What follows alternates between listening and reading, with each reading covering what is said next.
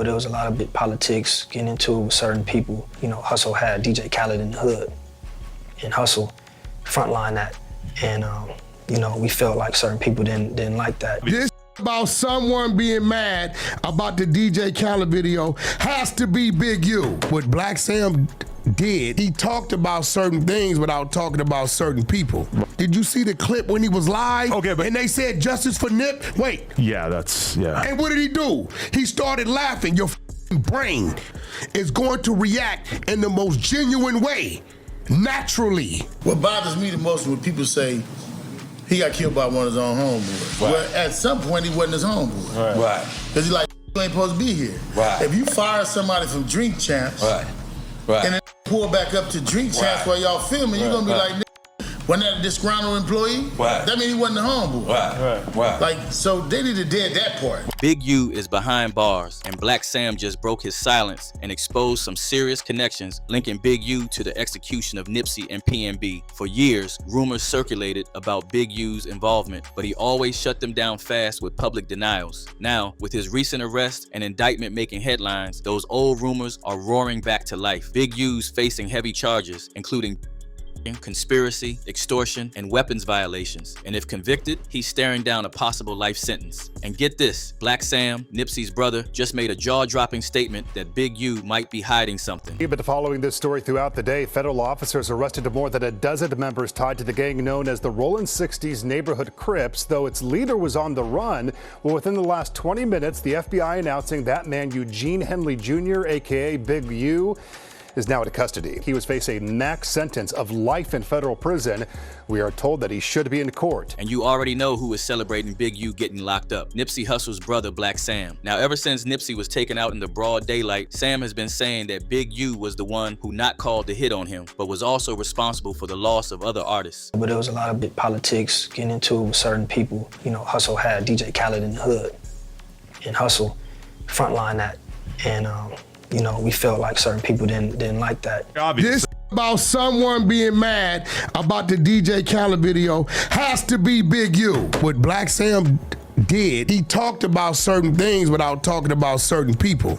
Nipsey was tragically taken out at just 33 years old on March 31st, 2019. He was down in front of his store, Marathon Clothing. Eric Holder was arrested for the crime, but it has always been speculated that Big U was the one who paid Eric the bounty. And get this word on the street is that Eric Holder, the guy who took Nipsey's life, might be gearing up to flip and point fingers at Big U to lighten his sentence. There are even talks that he already cooperated with the feds in building this case against Big U. The feds have been looking at Big U for over 2 years, so the possibility of Eric flipping ain't that crazy. A statement about to come out probably like 2 days. A statement from who? Eric. How do you know that in advance? So you're saying by the time this is out? Hold on, wait. Listen. So you're saying we should race this one out? Wait. No, I'm just saying. Now, Big U has always shut down any claims tying him to Nipsey Hussle's death. During an appearance on Drink Champs, he made it clear there was no tension between him and Nipsey. According to Big U, all the noise came from folks looking to ride the wave of Nipsey's passing for attention. He also emphasized that Eric Holder Jr. wasn't some random. Nipsey knew him. This wasn't some grand conspiracy. It was personal. What bothers me the most is when people say he got killed by one of his own homeboys. Right. Well, at some point, he wasn't his homeboy. Right. Because he's like, you ain't supposed to be here. Right. If you fire somebody from Drink Champs, Right.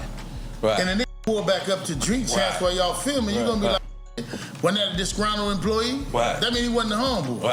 Right. Like, so they need to dead that part. The official story claims Eric Holder killed Nipsey over a snitch comment, but that doesn't explain why Big U's location was sketchy that entire day. He was in and around the area where Nipsey was taken out. His alibi kept changing. No clarity on where he was, who he was with, or what he was doing. And let's not forget, Nipsey had just walked away from renewing a deal with Big U's label. That alone raised eyebrows. Then came Nipsey's funeral. Big U didn't show up, not even to pay respect. But what really set the internet on fire was when he laughed at a Justice for Nip comment on Live. That moment turned speculation into straight up suspicion. People started saying Big U was the one who called the hit. What you waiting on, though? You don't know what you waiting on, though. What you waiting on? You got to tell me what you waiting on. Justice for Nip.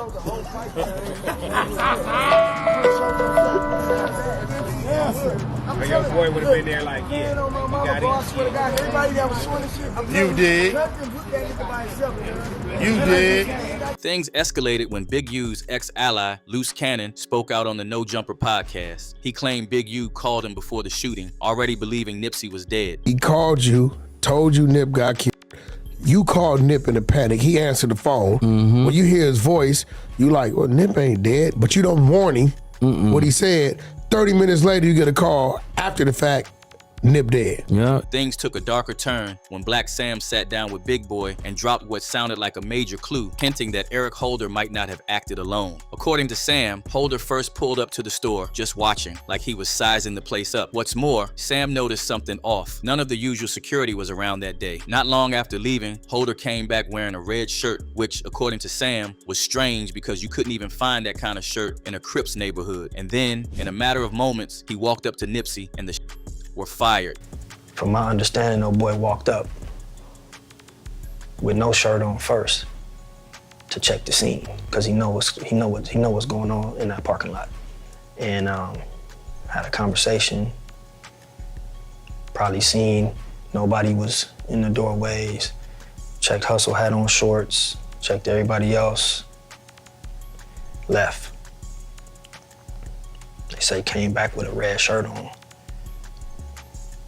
Tiptoed through the alley and went right and started. So to me, that's premeditated. Number one, there's no red shirts in the hood. You can't buy no red shirt. No liquor store sell no red shirt. Number two, when it come through the alley with a red shirt, that's the throw off, or the Bloods did it, or the Inglewood families did it, or the BPS, that's the throw off, red shirt. So for me, he felt he was supposed to do a job, or somebody sent him or whatever, and he was nervous. He was supposed to hit that alley with that red shirt immediately, but he didn't do that. He came in and he wanted to check the scene. He wanted to make sure he wasn't getting into a. According to Blacc Sam, Big U was bad that Nipsey shot a music video with DJ Khaled and John Legend in their hood without checking in with him first. In LA, checking in ain't optional. It's like paying taxes when you land in certain hoods. And Big U, he ran that whole game. Rappers who ain't from the streets had to tap in with him or risk getting pressed, robbed, or worse. But Nipsey, he brought DJ Khaled straight to Compton. No calls, no clearance, just pulled up and shot the video. Skipped the whole extortion style check-in like it didn't exist. Not to get into too much detail, but there was a lot of big politics getting into it with certain people. You know, Hussle had DJ Khaled in the hood. Not to be speaking too much on shit, but we came flying like we always do. And you know, niggas gonna know we gonna crash out behind it. Back, we not playing, ain't nobody saying nothing to Khaled, ain't nobody doing nothing to Khaled, and he's straight. And Hussle frontline that. And you know, we felt like certain people didn't like that. And did the video.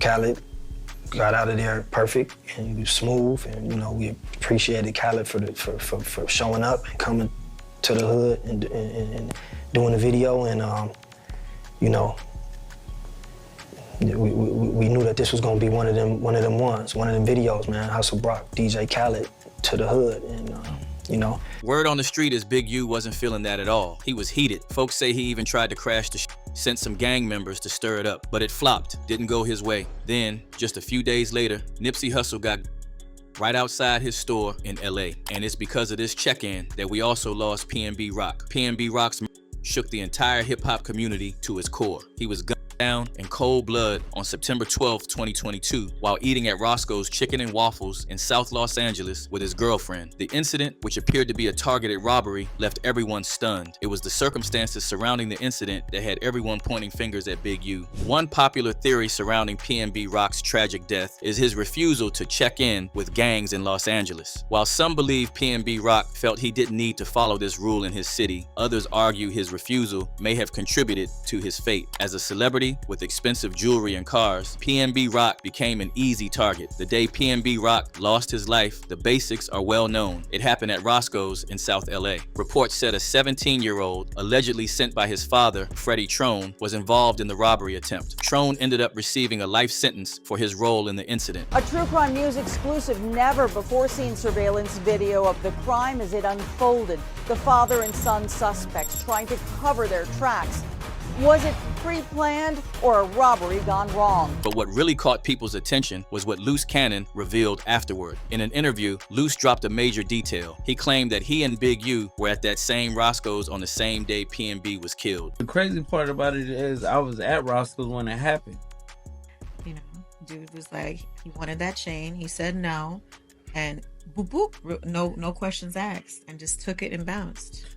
But he stood on his business, but then it ultimately cost his life. And then people don't have to understand the kid was only 17 years old. You get what I'm saying? Right. So it's just different. So, did Big U ever respond? Yes, he did. After the backlash, Big U publicly denied having any involvement in the situation. When questioned about the PNB Rock case, he downplayed it, saying something like that could have happened to anyone. What are your thoughts on what happened to PNB? I mean, it could happen to everybody. Just to be honest with you, I have spoke on that. It's about greed.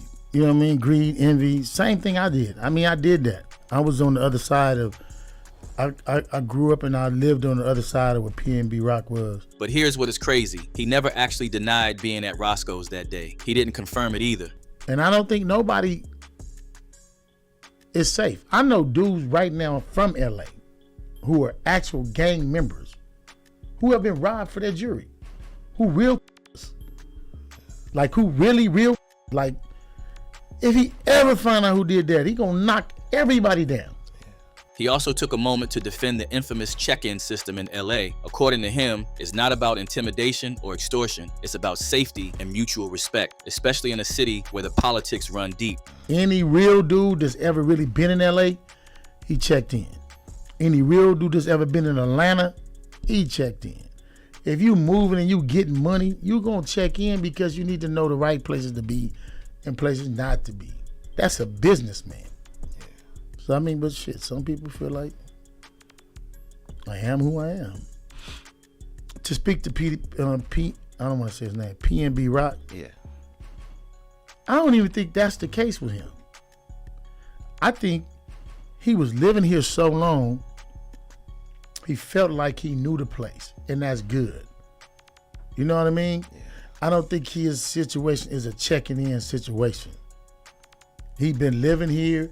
He know the people. He kind of know how to move. He just got caught slipping, if you ask me. Could happen to me tomorrow. So I don't think his is a real, like, quote unquote checking in and not checking in.